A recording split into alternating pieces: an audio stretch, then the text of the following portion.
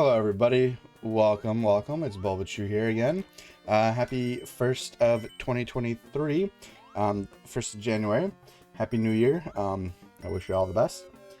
Today we're going to be starting up Thief Gold, which is essentially, in today's parlance, like the Game of the Year edition of Thief. And I'm pretty excited to play this game. I've played the beginning of this game, like the first level, pretty much. I think it's only, I might have started the second level at some point in time over the course of my lifetime. But I've always wanted to play this game, but I've never actually like sat down and done it.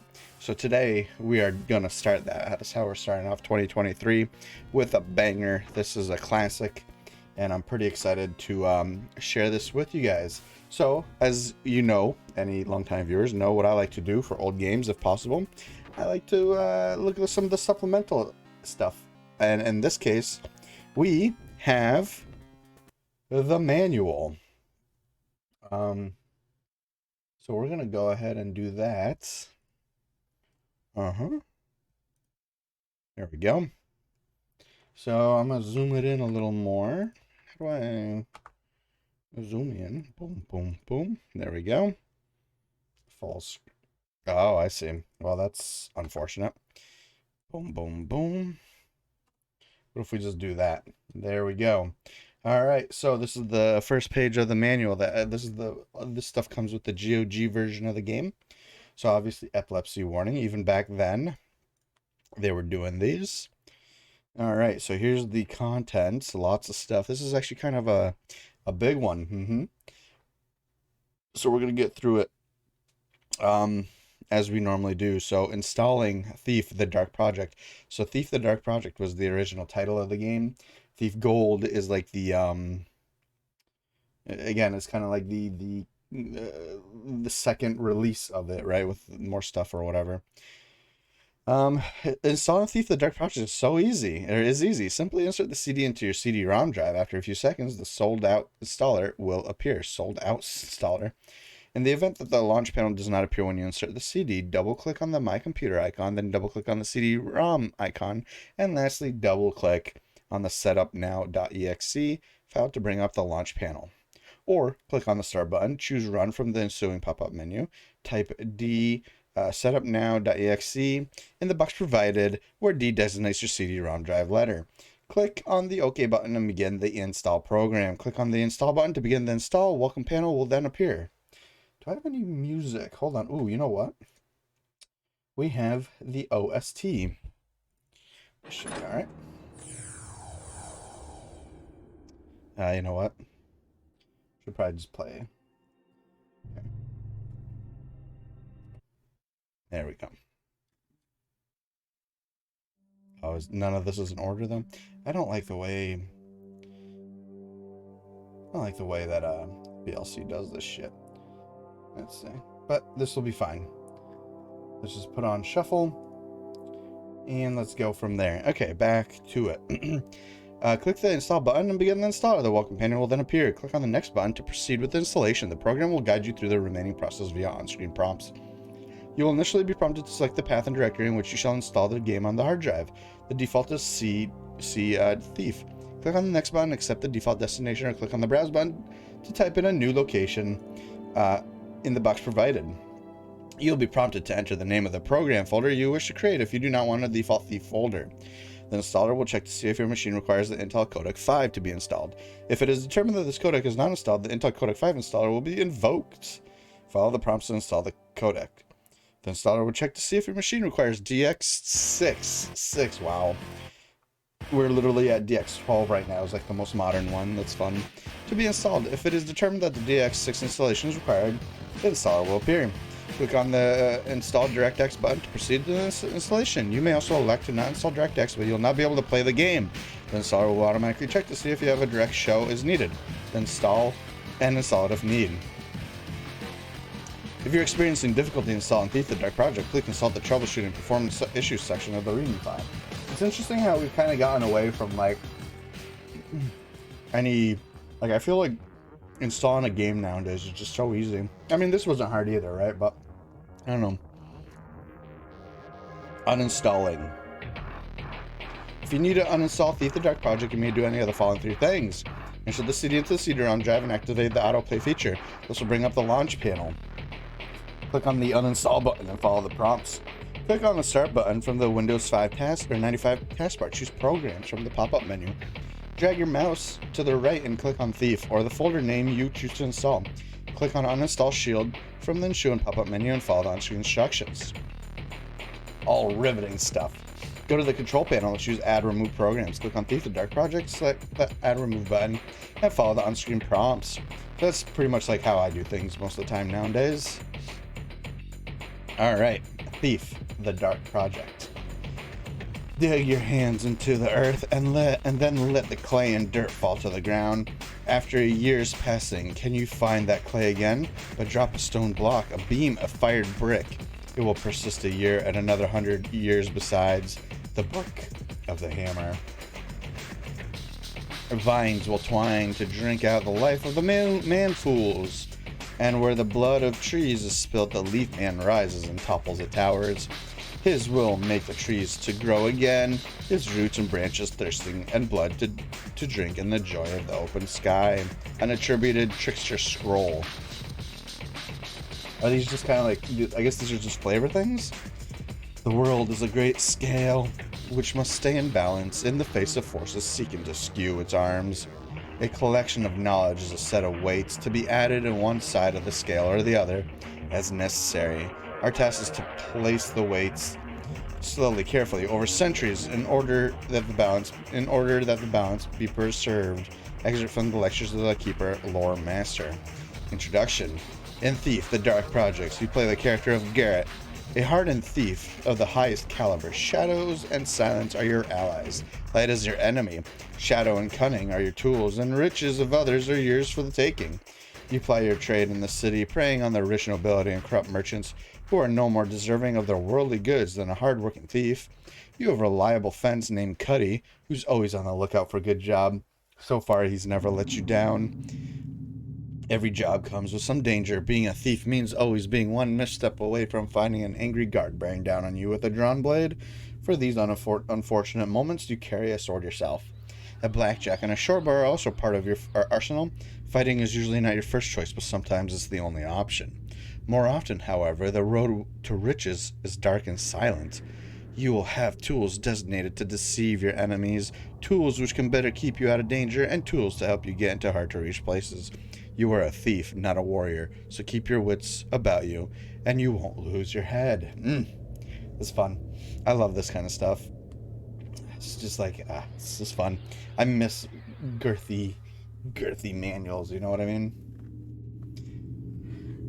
Okay, so what do we got here? Okay, so the game screen, so this is like the main menu.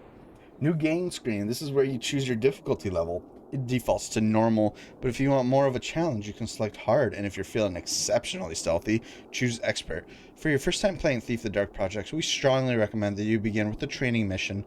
The training mission introduces you to some key concepts of stealthy gameplay, and will help you understand how to succeed. If you've played Thief the Dark Project before, or just overconfident, you can skip this mission. Alright. Oh, man. Okay, so that's just that. Audio options.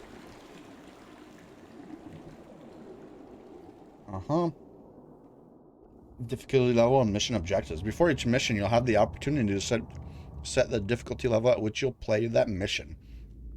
Your options are normal, hard, and expert. You cannot change the difficulty in the middle of a mission, so be prepared to live with your choice.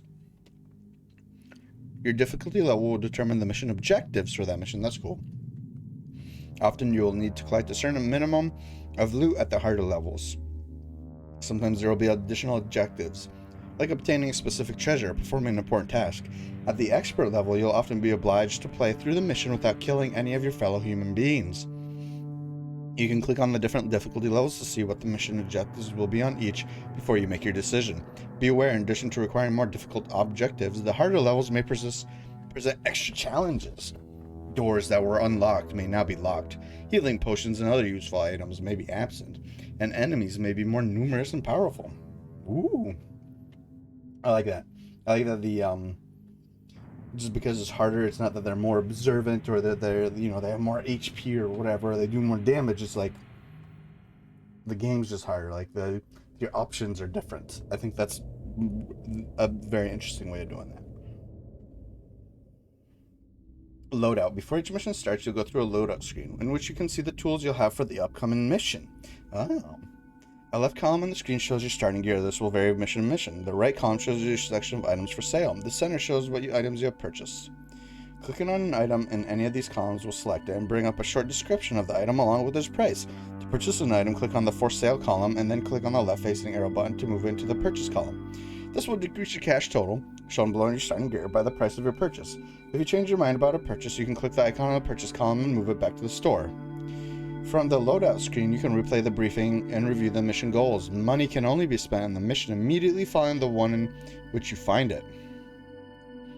Oh. Okay, so any money that you pick up, it's not persistent throughout the whole game. You just get it for the next level. So if you don't use it, you lose it seems like. Similarly, items found or purchased do not carry over to the next mission. So again, use it or lose it. Interesting. Therefore, there's no benefit to not spending all your money during each loadout session, and there's no benefit to purposely not using items you purchase. Live for the present. That is an interesting gameplay, like, design decision, right? Because they're like, no, we use this shit. Like, we give it to you so you can use it. Don't hold on to it thinking that you might need it later. But it's also kind of like, I like persistence. Like, I think a lot of people do, right? All right. Oh man. Ooh, that's a beautiful screen right there. All right, so your weapons on the left, the health's there, visibility gem, air supply, underwater only, and inventory. Movement. Walking and running. As a thief, you'll spend a majority of your time walking, or prowling, as they say in the trade. Running is useful for getting out of trouble, excuse me, once you've gotten into it, but most of the time, walking is safer.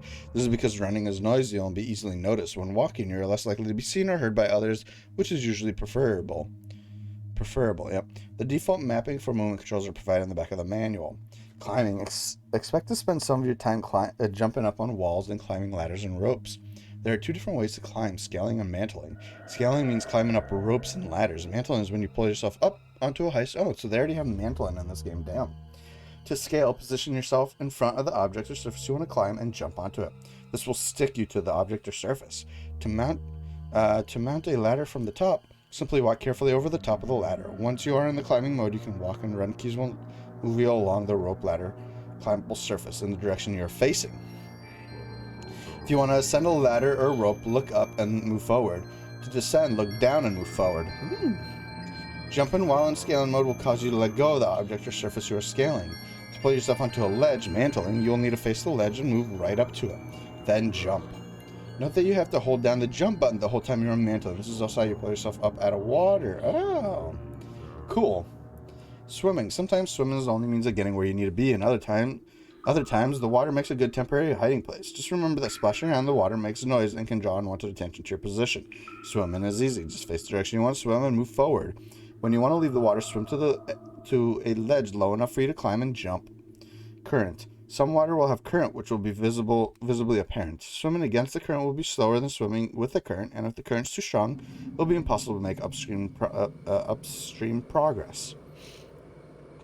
Drowning. Stay underwater for too long and you'll drown. When you're underwater, you'll see a row of bubbles appear on the lower right portion of the screen. These bubbles represent your air supply. As you stay underwater, these bubbles will slowly disappear. When there are no more bubbles, you'll start drowning and taking damage. Interacting with the world. Using objects in general. Most objects in Thief Dark Project can be used in some way. There's a single-use button. The default is a right mouse button, which will be used on all such objects. What happens when you use an object depends on the object.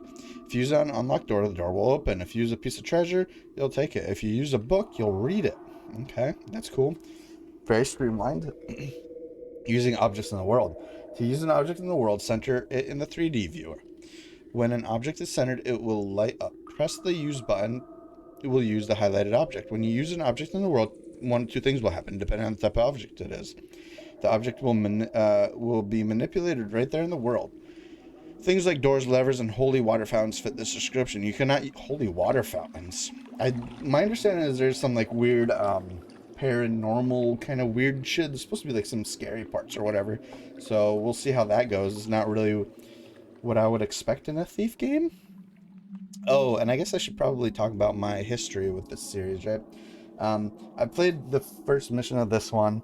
I've played all of the newest Thief, the one that came out on like the Xbox um, One and the PS4. That one, the newest one from like 2013 or 14 or whatever. I played all of that one, and I've played a little bit of Thief 3, but I've never played 2, and I've barely played this one. And all those other games I played a long time ago, and again, I never finished 3 or nothing. I just played a little bit of it. So I'm coming into this series pretty fresh, and I'm excited. The object will be manipulated right there in the world. Okay, found with the description. You cannot use these fixed objects while you have an inventory item selected. The object will be picked up and put into your inventory. Things like arrows, treasures, skulls, keys, and potions will go into your inventory when used. You'll see a spinning picture of the object at the bottom of the screen. What type of object is determined its exact location. What type of object it is determines its exact location. When objects go into your inventory, they're either weapons, general item, or junk. Weapons are things that you swing at people or shoot from your bow. Use the attack button. Weapons are things that you can swing at people or shoot from your bow. Using the attack button, sorry.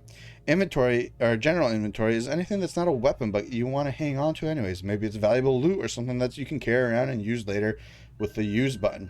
Junk is anything you wouldn't want to hang on to but might want to move around, like corpse or debris, or possibly thrown to distract or injure an enemy.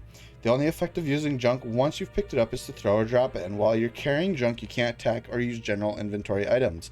The use button will throw junk, and the release key, default R, will drop junk, which is generally quieter. Note, weapons will appear at the bottom left corner of the screen, junk on the bottom center, and general inventory in the bottom right. Okay. Using objects in your general inventory. Anything you've picked up which isn't a weapon or junk will be in your general inventory. You can cycle through your inventory with inventory items with the tab key. The item that appears in the lower right corner of the screen is your currently selected inventory item. If you have more than one of the same kind of object in your general inventory, you'll see the total number you have next to the item. If you have picked up more than one loot object, you'll see the total value of all the loot you have. Note, loot and treasure items go in your inventory but cannot be used. To use your selected inventory item, press the use button. If it's a potion, this will drink it. If it's a scroll, this will read it. If it's a flash bomb, this will toss it into the world, and so on. Inventory items will only stay on screen for 5 seconds after they are selected. If there is no item highlighted in the world, then you have no inventory item selected. Hitting tab will select the last inventory item you have selected. Interesting. Man. Using inventory objects with objects in the world. Some objects in your inventory, like keys, can be used on objects in the world. To use, for example, a key on a door, select and use the key. The key icon will zip it to the center of the screen, indicating that it can be used on other objects. Then center the door on your screen, and so it becomes highlighted. Use the door while your key is centered. We'll use the key to open the door. Picking pockets. The great thing about being a thief is that you can pick up things that someone else foolishly thinks they're hanging on to. For example, the pocket hasn't actually been invented yet, but many people have a key or a purse of coins hanging at their hip. Interesting. If they don't know you're there, you could take their possessions right off their belts. This works just as if the objects were located out anywhere else. The only problem being getting close enough to remain undetected as the object's one-time owner. Okay. Combat. Sometimes thieving can be easier by a measured application of force. Usually this means a stealthy sword blow from behind, or a well-placed arrow shot from the place of concealment. In a desperate situation, a frontal one-on-one melee may be the best option. Hey, it's always good to keep your options open. To attack with any weapon, use the attack button. The sword. To draw your sword, press the 1 key. You'll see a spinning sword in the lower left corner of the screen, showing your currently selected weapon. If your sword is drawn, you will move slightly slower than your normal speed, and you'll be more visible to enemies. Also remember that people in the world who might otherwise ignore you could become alarmed if you have your sword drawn. Interesting. So there's kind of that immersive simminess to it. To attack with the sword, press and hold the attack button to draw back the blade, and release the button to swing. The amount of time you hold down the button will determine the height and ferocity of the swing. Keeping the attack button down for a short amount of time executes a left to right or right to left slash. Keeping the attack button for a longer period of time executes a powerful overhead slash. You see the sword move to different positions as you hold the attack button. To execute a block, press the block key, default F. The bow. To ready the arrow, first select the type of arrow you wish to fire using the 3 through 9 keys. You'll see an image of an arrow in the lower left of the screen showing your current selected weapon. While your bow is drawn, you will move much slower than your normal speed and be more visible to your enemies. As with the sword, walking around with your bow drawn back might make some people nervous. To draw the bow, press and hold the attack button. The longer you hold down the attack, the further back you'll draw the string, and the further the arrow will go when you release it. When the on-screen bow reaches its full extension, you've reached maximum power. After the bow has been fully drawn for a few seconds, your view will zoom in on your target, making it easier to line up a shot. A few seconds after that, your arm will grow tired. The sight on the bow will wobble slightly, and then you'll automatically put the bow down. Once this happens, you can immediately draw the bow again. Use the sight on the bow to aim the arrow. It will take some practice to learn how high or low you should aim and how much you should lead moving targets. Oh boy. The Blackjack. The Blackjack is a blunt club-like weapon, used for knocking a foe unconscious quickly and quietly. It has the disadvantage that you must get right up behind an enemy to use it, and that it won't work on alerted or armed foes. Its big advantages are that your target won't have time to scream or potentially alert other nearby enemies. Using a Blackjack won't leave messy bloodstains which could be noticed by others. Interesting. Also, the Blackjack will not slow you down when readied. Lastly, unlike with the other weapons, having the Blackjack readied will not make you more visible to enemies. To ready the Blackjack, press the 2 key. You'll see a picture of the Blackjack in the lower left corner of the screen. Press and hold the attack button to draw back the Blackjack, and release the button to swing. Remember to aim for an opponent's head. Swatting them at the legs is unlikely to knock them out. Also, don't bother using the Blackjack on any sort of creature without a head. Oh no. What is that? What is that indicating? Assuming there are any. Oh. And put away your ready weapon, press the whatever key. Okay, the tilde. Your health. Being a thief is a dangerous business. Get hit with a foe's weapon or fall a long distance or go swimming in lava. Oh, lava.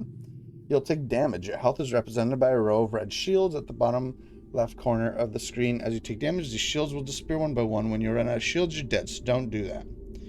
Alright, tools. Arrows. We got different types of arrows. We'll learn those as we go along. The fine art of lockpicking. There are times when a hard-working thief needs to get through a locked door and the key is not readily available. For this eventuality, a good pair of lockpicks is the connoisseur's tool of choice. Some locks are quite simple. Select either one of your picks, use it on the door, and then hold down the use button until the handle moves. When you're using the pick, the handle of the door will jiggle and move towards its unlocked position, and you'll hear the sound of progress being made. After a few seconds, the handle will turn completely, you'll hear a satisfying click, and the door will open. Other locks are more complex and require a specific pick. If you try using one lock pick and hear only a single short click, try another pick. If you try using one lock pick, hear only a single short click, try the other pick. The most complex locks require the use of both picks. Sometimes you'll use a pick for a few seconds and the handle of the door will only move part of the way. If this happens, try changing picks to complete the job. Some locks are so well constructed that you may need to change lockpicks more than once. Wow. As each use of the pick only gets you part of the way through the lock. If you try using a lockpick on an unlocked, unpickable, or open door, you'll hear a single short click. Bombs and mines. Potions. Okay. The compass is a tool you'll have in every mission. To use it, select it in your current inventory. It will turn as you turn, with the red spinner always indicating north. On all of your mission maps, the tops of pages are now... Okay, that's convenient.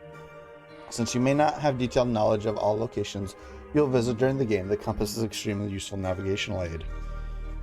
Visibility gem. There's one other important tool which is in effect at all time. It is the visibility gem, a yellow gemstone at the bottom center of the screen. The visibility gem is used to measure your current level of visibility, which is affected by a number of things: light level, movement speed, and whether or not you have a weapon drawn are among the things that impact your vision. If you are running directly under a street lamp with your sword drawn, the gem will be full brightness. If you're standing still in a deep shadow with your sword and bow put away, the gem will be dark. The gem has several grades of brightness, which correspond to different levels of visibility. If you're not sure how easy you are to see on any given moment, check the visibility gem. Okay, so here's hints.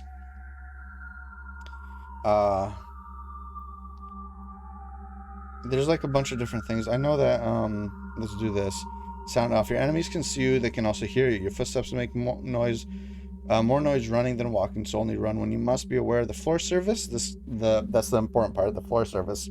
And walk on carpets or grass if you have the option. Tile floors and metal gratings are going to be noisy. Use moss arrows to muffle your footsteps when crossing these surfaces. Interesting. If you're confronted with more foes than you can reasonably handle, which is more than one, try to arrange things so you can engage them one at a time. If you can successfully knock out a guard, he'll make less noise as he goes down and less likely to alert the others. Hide the evidence. If you defeat an opponent, hide the body in the shadows so that other passersby won't be alerted by your presence. If you have water arrows to spare, use it to clean up incriminating bloodstains. Closing doors behind you can also serve to keep anyone from becoming suspicious. Alright. Oh man, look at this. This is a readable PNG right here.